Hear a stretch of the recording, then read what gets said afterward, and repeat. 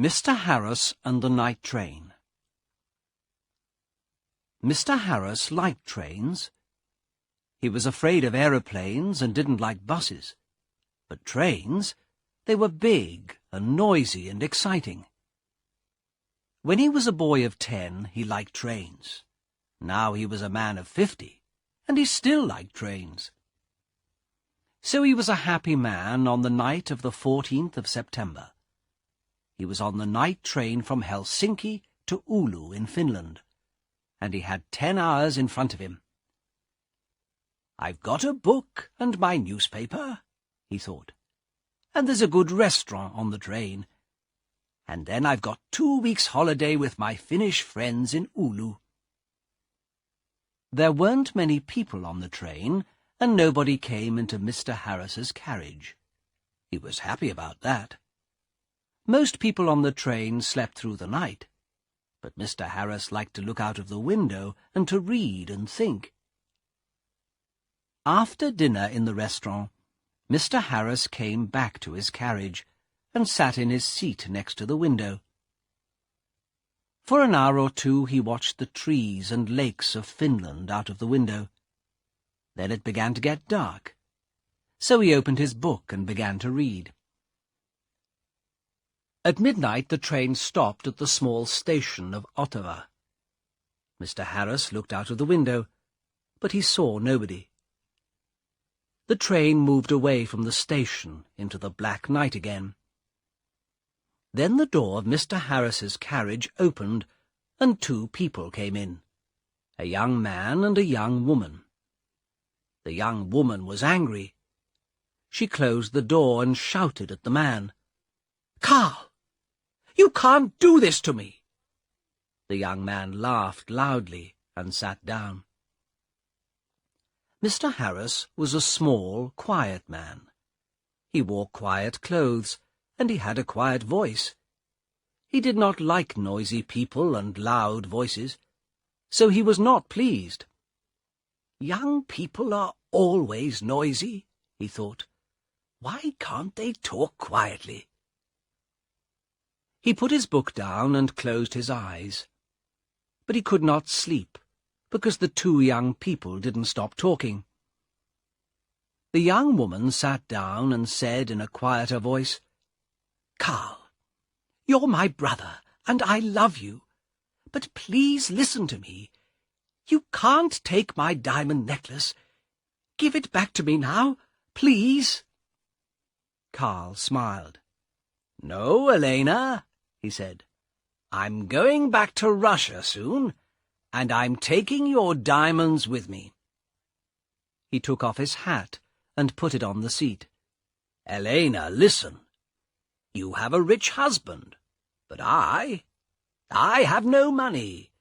I have nothing. How can I live without money? You can't give me money, so I need your diamonds, little sister." Mr. Harris looked at the young woman. She was small, with black hair and dark eyes. Her face was white and afraid. Mr. Harris began to feel sorry for Elena. She and her brother didn't look at him once. "Can't they see me?" he thought. "Carl," Elena said. Her voice was very quiet now, and Mr. Harris listened carefully. "You came to dinner at our house tonight, and you went to my room and took my diamond necklace. How could you do that to me? My husband gave the diamonds to me. They were his mother's diamonds before that. He's going to be very, very angry, and I'm afraid of him."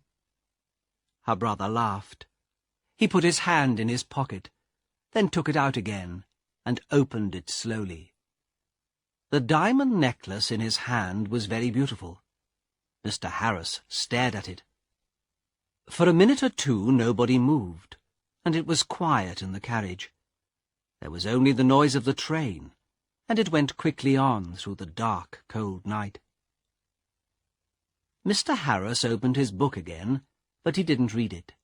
He watched Carl's face, with its hungry eyes and its cold smile.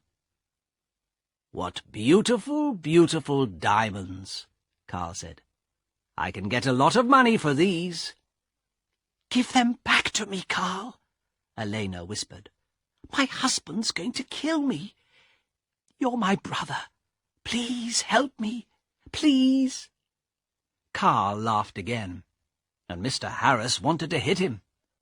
"Go home, little sister," Carl said. "I'm not going to give the diamonds back to you. Go home to your angry husband." Suddenly there was a knife in the young woman's hand, a long, bright knife. Mr. Harris watched with his mouth open. He couldn't speak or move. "Give the diamonds back to me," Elena cried, "or I'm going to kill you." Her hand on the knife was white. Carl laughed and laughed. "What a sister," he said. "What a kind, sweet sister. No, they're my diamonds now. Put your knife away, little sister."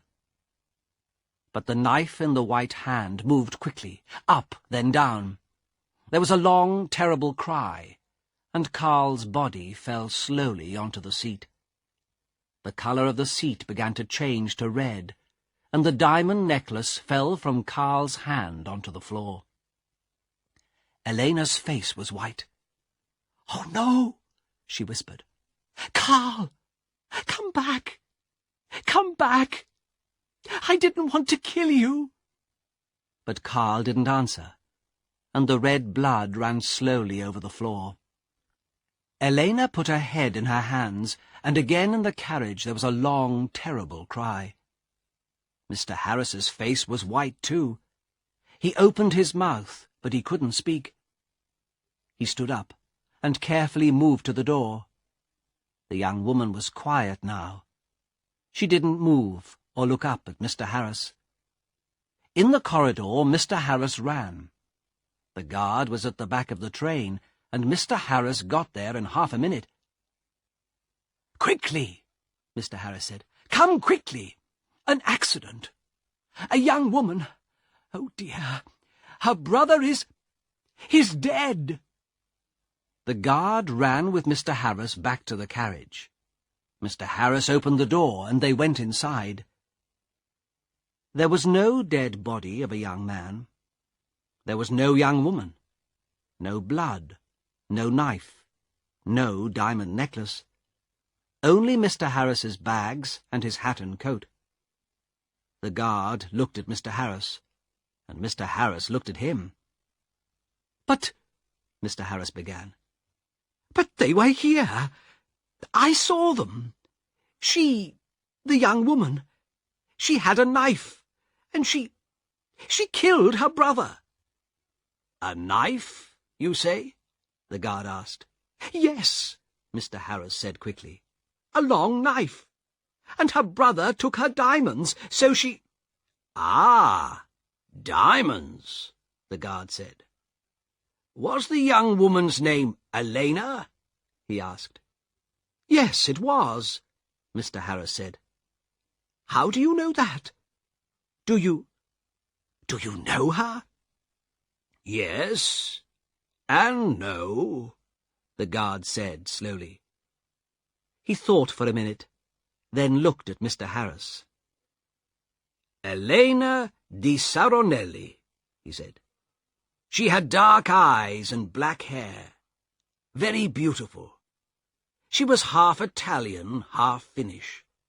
Her brother was a half-brother. They had the same father, but his mother was Russian, I think." "Was? "Had?" Mr. Harris stared at the guard. "But Elena, she's alive. And where is she?" "Oh, no," said the guard. "Elena di Saronelli died about 80 years ago. After she killed her brother with a knife, she jumped off the train and died at once. It was near here, I think." He looked out of the window into the night. Mr. Harris's face was very white again. 80 years ago?" he whispered.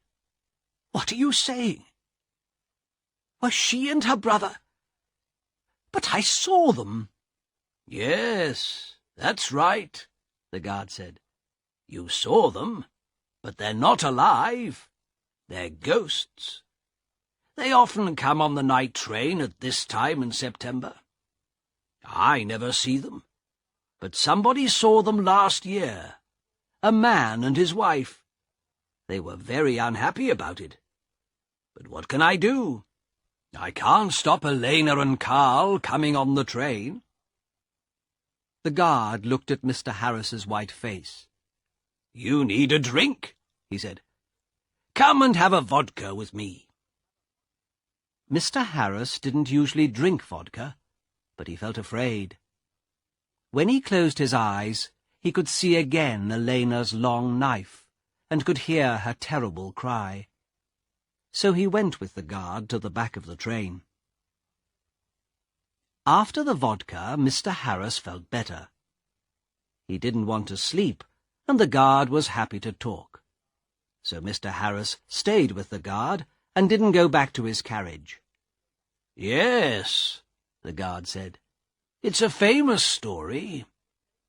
I don't remember it all. It happened a long time ago, of course.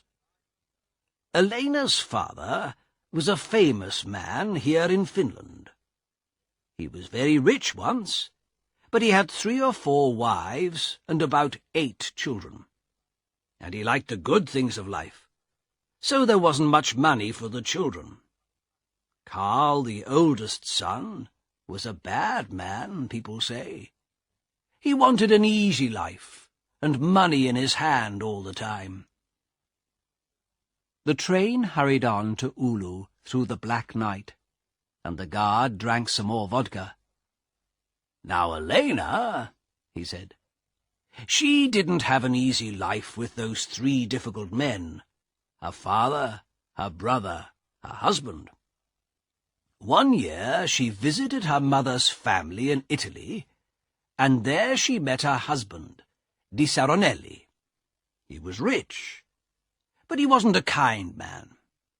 They came back to Finland, and Carl often visited their house. He wanted money from his sister's rich husband. Elena loved her brother, and gave him some money, but Di Saronelli didn't like Carl and was angry with Elena. He stopped giving her money, and after that, well, you know the story now." "Yes," Mr. Harris said. "Poor, unhappy Elena."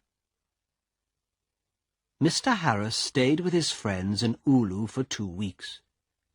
They were quiet weeks, and Mr. Harris had a good holiday.